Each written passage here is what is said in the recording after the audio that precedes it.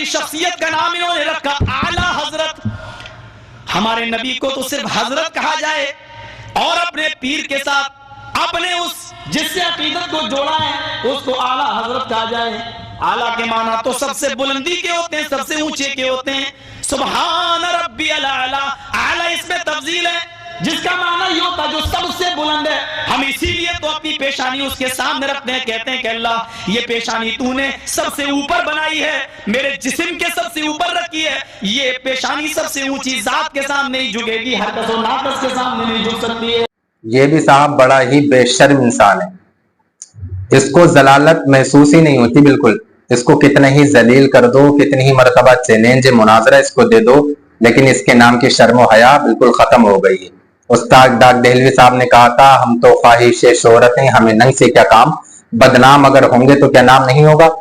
اس کا وہی والا حساب ہے. اب نئی چیز لے کر کے آیا, کہتا ہے کہ اچھا اس کو بنارس والے نے آلریڈی فیمس کر دیا بہت زیادہ, لیکن اس کے باوجود بھی اس کو پتہ نہیں فیمس ہونے کی اور کتنی زیادہ بیماری ہے. اب کہہ رہا ہے کہ تم نے اپنی پیر کو اعلیٰ بنا دیا, جبکہ اعلیٰ تو اللہ تعالیٰ کی ذات ہے. کہتا ہے اس میں تفضیل کا سیغہ ہے, عوام کو بتا رہا ہے جو اس میں تفضیل کے بارے میں بیچاری جانتی بھی نہیں. اچھا علامہ فاروق رضوی صاحب کو اللہ کریم سلامت رکھے, اور میں بڑی محبت کرتا ہوں حضرت سے, اللہ تعالیٰ ہماری عمریں ان کو لگا دے.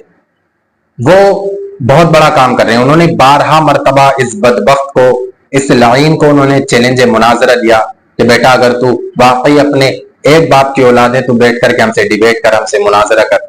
لیکن یہ آنے کو تیار نہیں ہوتا, چونکہ اس کو پتا ہے کہ علماء اہل سنت کے سامنے اگر ہم بیٹھیں گے تو آٹے دال کا بھاؤ پتہ لگ جائے گا. اگر ان کے سامنے ہم بیٹھے تو ایسے نہیں آتے ہی نہیں. اب یہ نئی چیز لایا, کہتا ہے کہ تم نے اپنے پیر کو اعلیٰ بنا دیا, جبکہ اعلیٰ تو اللہ تعالیٰ کی ذات ہے. اس بدبخت نے قرآن کریم بھی نہیں پڑھا, سچ کہہ رہا ہوں, اس نے قرآن کریم بھی نہیں پڑھا.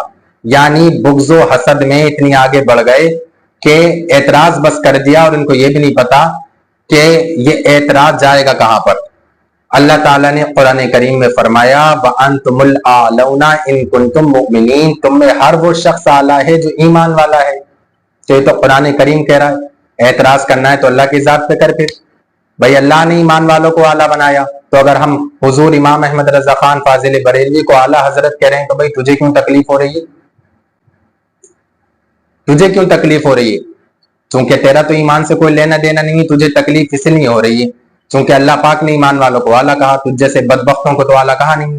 قرآن کہتا ہے وَأَنْتُمُ الْأَعْلَوْنَ إِن كُنْتُم مُؤْمِنِينَ, تم میں ہر وہ شخص اعلیٰ ہے جو ایمان والا ہے.